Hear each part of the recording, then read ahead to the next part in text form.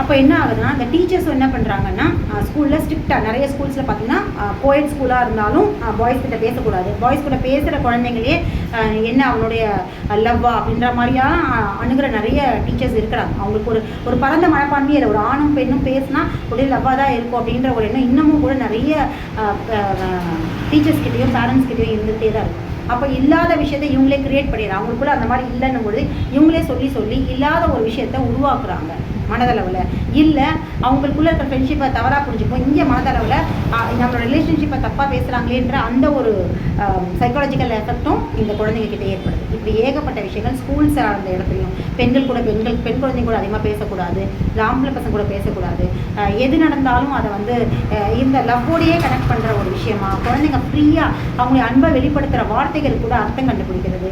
இந்த மாதிரியான ஏகப்பட்ட சமூகத்தில் ஏகப்பட்ட இறுக்கங்கள் இவங்களா ஒரு கட்டமைப்பை கட்டி வச்சுட்டு அந்த கட்டமைப்புக்குள்ள குழந்தைங்களை போட்டு திணிக்கிறதும் இருக்கிறதும் அவங்கள வந்து நெருக்கிறதும் இதனால் என்ன ஆகுதுன்னு பார்த்தீங்கன்னா குழந்தைங்க அந்த டீனேஜ் வயசுலேயே வந்து ஏகப்பட்ட உடல் சார்ந்த மனம் சார்ந்த பிரச்சனைகள் காலாகிறாங்க, சைக்காலஜிக்கல் டேமேஜ் ஆகுறாங்க. இந்த சைக்காலஜிக்கல் டேமேஜ் தான் அப்போவே அந்த குழந்தைங்களுடைய யூட்ரஸை கடுமையாக பாதிக்குது.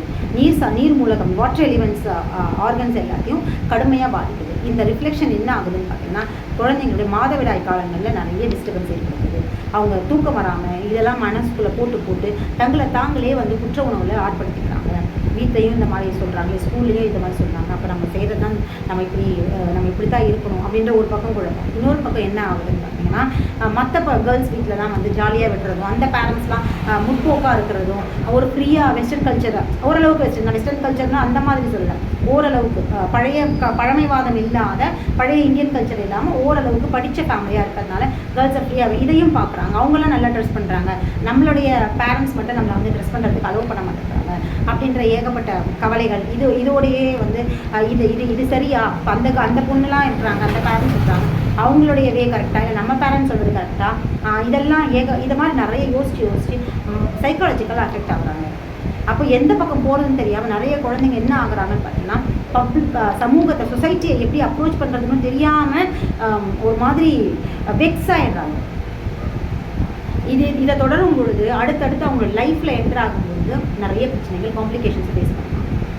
இங்கே ஏற்கனவே கர்ப்பப்பை வந்து இந்த மாதிரியான குழப்பங்களில் மனம் சார்ந்த பிரச்சனைகளில் பாதிச்சிருக்கு. இதனால தான் இப்போலாம் பார்த்தீங்கன்னா சிஸ்ட்டு இப்போவே அதாவது ஒரு 14-15 வயசு குழந்தைங்களுக்கு கூட கர்ப்பப்பை சிஸ்ட் இருக்குது. எதுவுமே பண்ணாமல், அதாவது சிஸ்டெல்லாம் ஒரு காலத்தில் எப்போ அவரோட அதிகமாக மருந்து மாத்திரைகள் இந்த பீரியட்ஸ் கால நேரங்களில் அதாவது மாதவிடாய் சார்ந்த டிஸ்டர்பன்ஸ் பண்ணுறாங்களே டிஎம்சி, இல்லை அந்த சிசேரியன் பண்ணுறது, இல்லை ஃபேமிலி பிளானிங் பண்ணுறது, இல்லை மாத்திரை மருந்துகள் அதிகமாக எடுக்கிறது, இந்த பீரியட்ஸ் தள்ளி போகணும்னு சொல்லிட்டு மருந்துகள் சாப்பிட்றது, இதனால தான் வந்து ஒரு தலைமுறைக்கு முன்னாடிலாம் ரொம்ப கல்யாணம் ஆகி குழந்தைலாம் பிறந்து அதுக்கப்புறம் தான் இந்த மாதிரி சிஸ்ட் ஃபார்மாக வருது, கட்டி வருது, இதெல்லாம் கர்ப்பப்பை சார்ந்த தொந்தரவுகள் வருது. ஆனால் இன்னைக்கு 14-15 வயசு குழந்தைகள் கூட கர்ப்பப்பை சார்ந்த ஏகப்பட்ட தொந்தரவுகள் ஏற்படுது. இதுக்கு காரணம் என்ன அப்படின்னு பார்த்தீங்கன்னா இந்த மனம் அப்படிங்கிற ஒரு பிரச்சனை தான். ஏகப்பட்ட சைக்காலஜிக்கல் எஃபெக்ட் தான் அந்த குழந்தைங்களை வந்து மனசை டிஸ்டர்ப் பண்ணுறதுனால யோசித்து அதை மைண்டுக்குள்ளே ஏற்றுக்கிறதும் இதையே யோசிக்கிறதுமான விஷயங்கள் உடம்புக்குள்ளே ஹார்மோன் இம்பேலன்ஸை ஏற்படுத்துது.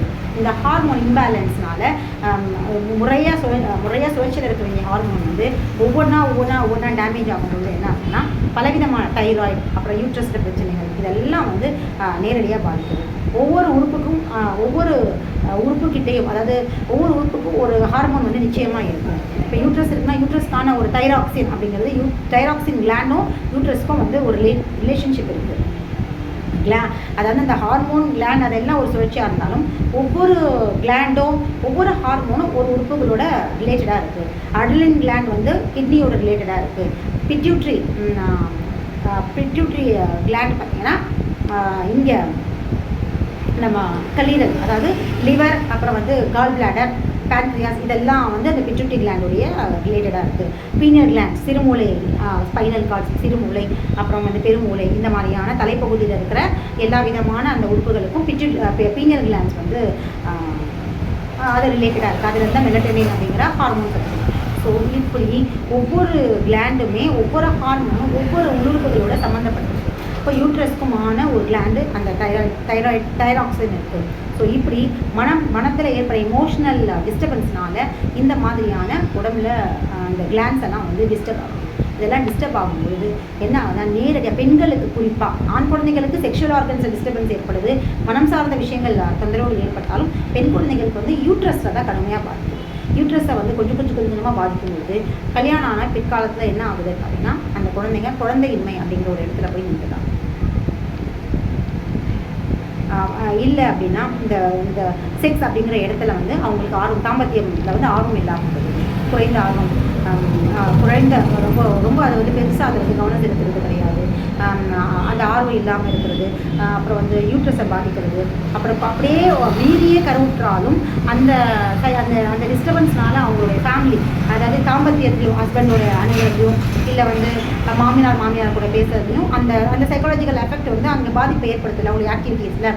அப்போ அதையும் என்ன ஆகுதுன்னு பார்த்தீங்கன்னா அங்கே சாதாரண நடக்கிற விஷயங்களோட சேர்த்து அந்த காம்ப்ளிகேஷனை இந்த காம்ப்ளிகேஷனோட ரிலேட் பண்ணி இன்னும் மனசை நிறைய டேமேஜ் பண்ணும்போது அது அந்த அந்த மனசுடைய தவறான ஆற்றல், அதாவது இது வந்து தவறான ஆற்றல் தானே, எமோஷ்னல் டிஸ்டர்பன்ஸில் வர ஆற்றல் அந்த நேரடியாக அந்த குழந்தைகிட்ட போகும்போது, கருக்கிட்ட போகும்போது அந்த கரு வந்து பிறவி, அதாவது கருவறையிலேயே அந்த அந்த அந்த எமோஷ்னல் டிஸ்டர்பன்ஸில் வர ஆற்றல்னால குழந்தை பாதிக்குது.